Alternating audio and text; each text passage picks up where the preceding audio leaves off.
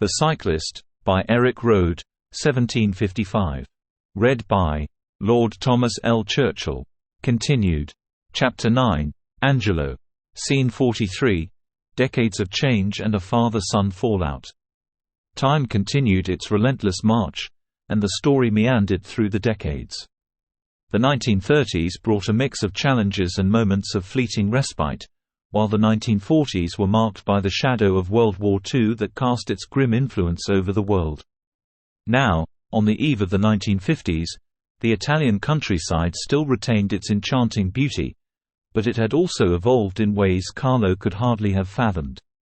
Carlo, now with a few decades under his belt and a face etched with lines of wisdom and experience, had become a living repository of memories.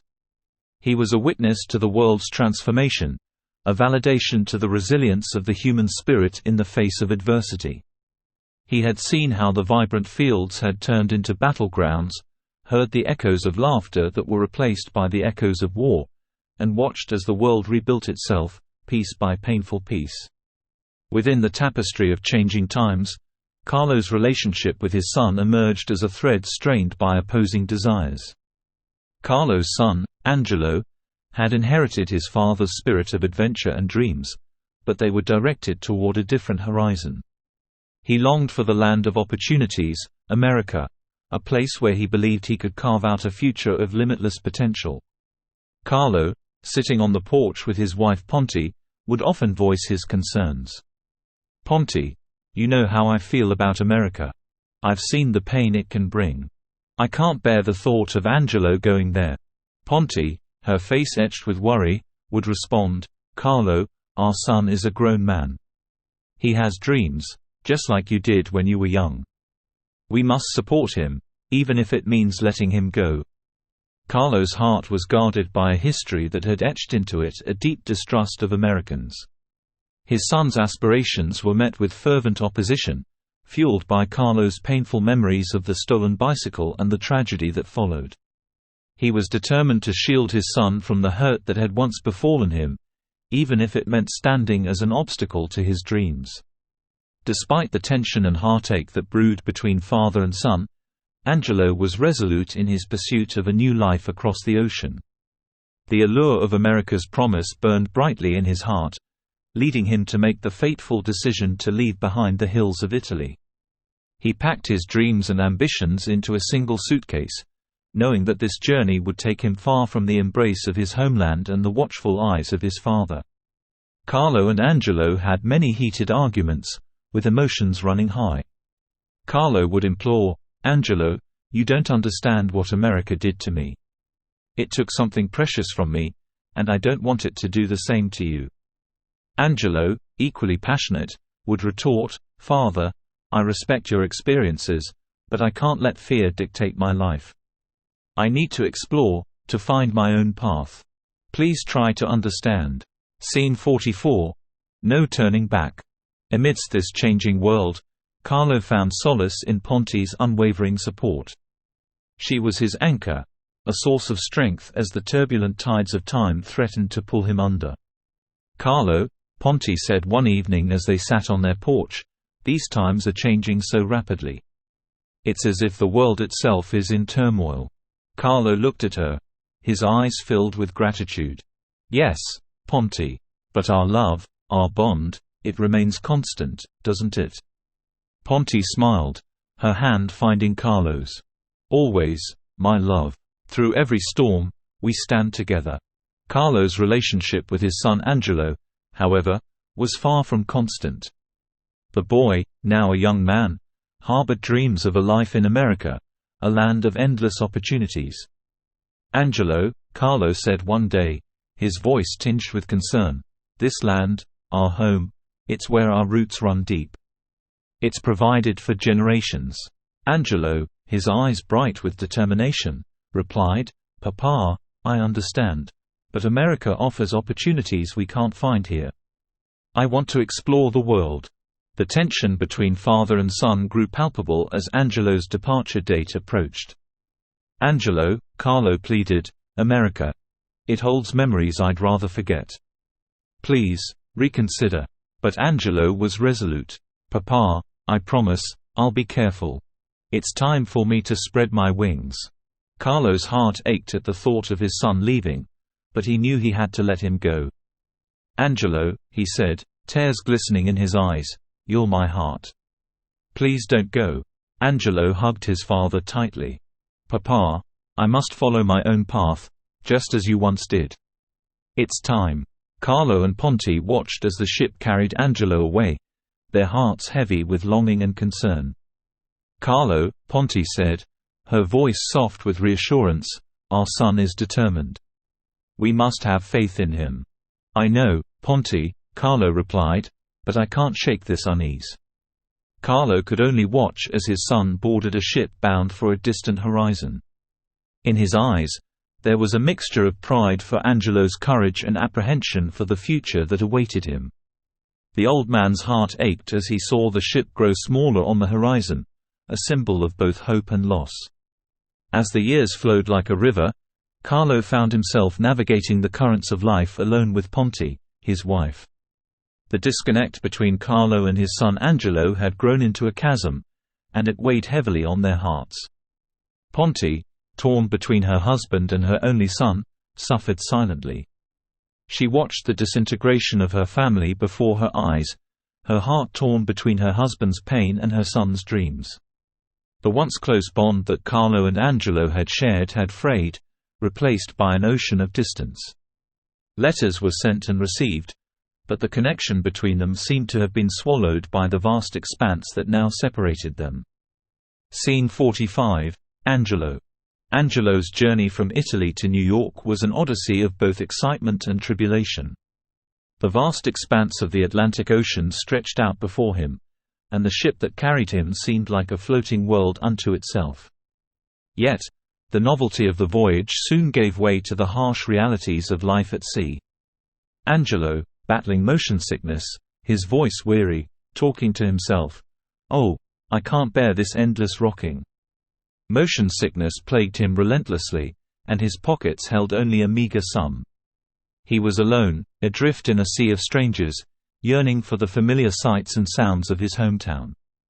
Angelo's journey finally arriving in the bustling streets of New York marked the beginning of an unexpected chapter in his life. Far from the rustic beauty of his Italian hometown, he found himself in a city that never slept. The comforting presence of an Italian family, close friends of his father and relatives from his mother's side, eased his transition into this new world. New York was a whirlwind that swept Angelo off his feet. Its towering buildings, bustling streets, and cacophony of voices were a stark contrast to the tranquil countryside he had left behind. The city's unforgiving pace threatened to overwhelm him.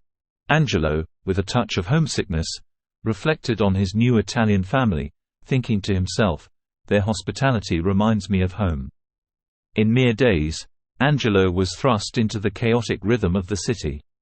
His job at the neighborhood bodega turned him into a delivery boy navigating the relentless stream of cars and people. A customer at the bodega, impatiently looking directly at Angelo, said, "Where's my order?" Angelo, breathless and rushing to deliver, replied, "I'm coming." Yet, amid the chaos, there were moments of respite. On Sundays, his cousin Timoteo, lovingly called Billy, introduced him to the thrill of bike races on the outskirts of the city. Angelo's natural talent, inherited from his father Carlo, shone through.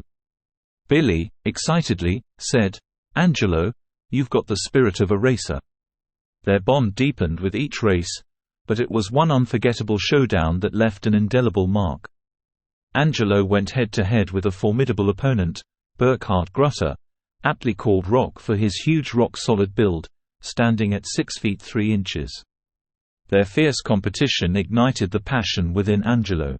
Angelo, with determination, speaking to himself, said, "I can do this." In a heart-pounding finish, Angelo triumphed by a hair's breadth, and the victory celebrations at a nearby pub were filled with laughter and newfound camaraderie.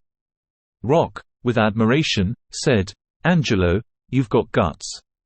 Time passed, and as the days turned into weeks, Angelo and Billy stumbled upon an intriguing job opportunity that promised handsome pay but required a month-long commitment.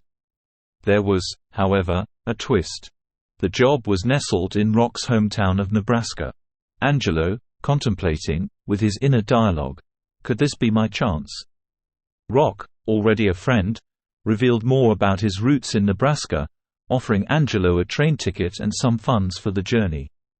Rock, enthusiastically, and relieved, said, "You'll do great, Angelo. It's in my hometown." Scene 46, Nebraska. Angelo embarked on the train ride, days passing like a blur until he arrived at a small, remote station. To his surprise, he was the sole passenger disembarking. An unfamiliar couple, a farmer standing about 6 feet 5 inches, and his wife waited expectantly. Angelo, a bit perplexed, in a quiet voice, said, "Did I miss something?" Then, Herr Honey, a man known to Rock's family, arrived, and things took an unexpected turn. It took Angelo a moment to realize that Herr meant Mr. as a title in German. Herr Honey, actually his real name was Herr Hans Gutter, but called Honey due to his love for sweets, with a friendly smile, said, "You must be Angelo. I've been waiting for you." Confusion hung in the air, but soon, the pieces fell into place. Angelo was, unknowingly, Rock's substitute. Rock had only informed Herr Honey, his uncle, and not his father, of the last-minute change. Then Herr Vincent Grutter, known to everyone as Herr Vincent, the 6 feet 5 inches farmer waiting man, was Rock's father. It was a revelation. Angelo, surprised, looking at them, said, "I had no idea." Yet, Angelo was received warmly by Rock's father, who extended a heartfelt welcome to Hastings, Nebraska. Rock's father, with warmth, said, "Welcome to our town, Angelo." Here, in this part of Nebraska, a vibrant German Catholic farming community thrived. Angelo, although not as physically imposing as Rock, possessed the strength and work ethic honed on his father Carlo's Italian farm since childhood. Angelo, with determination, replied, "I'm here to work hard." After a few months has passed, Rock's father, Angelo's new employer, watched with astonishment as Angelo seamlessly integrated into the farm's routines. Rock's father, impressed, one day, said, "You're doing a great job, Angelo." With time, Angelo handed Rock's father a letter from Rock, explaining his decision to stay in New York and his enduring love for his family. Rock's father, reading the letter from Rock, got very quiet. Rock was short and direct, said, "Dad, my future is in New York. I love our family deeply." Months turned into a year, and Angelo became an indispensable part of the farm. Initially offered a small room in the barn, he eventually moved into Rock's old room. Angelo, feeling content, talking to himself, said, "This place has become my home." Angelo, overwhelmed, his voice a whisper in letters to his parents, saying, "This place, it's so different. I feel like a stranger in a foreign land." Angelo was determined not to show any weakness, especially in his letters to his parents. He wanted to make them proud, and so he kept his challenges hidden behind a veil of optimism. Angelo, in his letters, his voice resolute, continued, "I must not falter. I'll learn their ways and thrive." Scene 47, Molly. Just as he contemplated returning to New York, fate intervened at a summer picnic after church service. There, he met Molly, one of Rock's cousins from a nearby farm. Molly, with a friendly smile, said, "Hello there. You must be new around here." Angelo, struck by her grace and kindness, found himself drawn to her like a moth to a flame. Molly, with a warm smile, continued, "Hi, I'm Molly. You must be Angelo." Their connection was instantaneous, though Angelo, being an outsider not of German descent, initially raised eyebrows in the community. Angelo, with a soft smile, replied, "Yes, I am. My name's Angelo." Their connection grew slowly, like a delicate blossom unfurling its petals. One of Molly's aunts, whispering to another aunt, said, "He's not one of us." Nonetheless, Angelo and Molly's romance blossomed slowly, like the changing seasons. Molly, with a hopeful look, said, "Let's take it slow, Angelo." A couple of years passed, and Angelo decided to seek Rock's father's permission to date Molly, who was now dearer to him than anyone else. Rock's father contacted Molly's father, who was his cousin, and made the arrangements. Angelo's path to acceptance in the German farming community was not without its obstacles. The close-knit community had its reservations about the outsider in their midst. One of Rock's father's male relatives, with skepticism, said, "Can we trust him? He's not one of us." But fate had a way of intervening. When a crisis befell the farming community, Angelo stepped forward with a solution that would save the day.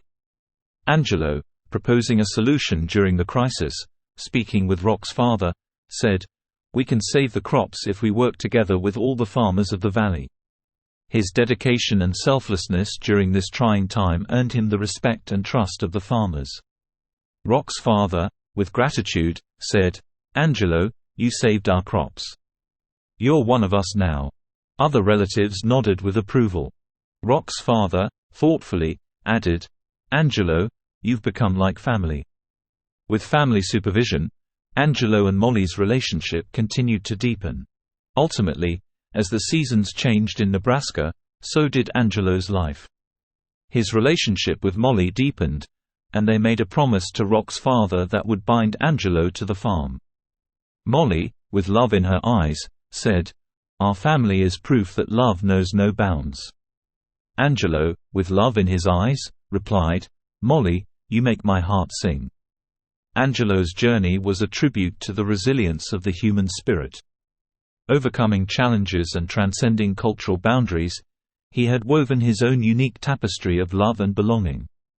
Angelo, reflecting on his life, said to himself, "My journey has been a tapestry of love, from Italy to America, and it continues." While Angelo occasionally felt a pang of nostalgia for his parents back in Italy, he had found a new kind of love and belonging in Nebraska. Angelo, reflecting on love, continued, "Love takes different forms." Unbeknownst to Angelo, a wonderful surprise awaited him back at his family's cottage, a surprise that would forever change his life. Angelo, with excitement, in that given moment thought of his parents, and said, "I can't wait to share this news." So, a few years later, with Molly and their 5 children, 4 boys and 1 girl, in tow, Angelo embarked on a journey back to his hometown, bridging the gap between his old world and his newfound happiness in Nebraska. Angelo, with anticipation, said, "It's time to bring my worlds together." The story of Angelo was one of resilience, love, and the enduring human spirit that could bridge any divide. The Cyclist, by Erik Røde, 1755. Read by Lord Thomas L. Churchill.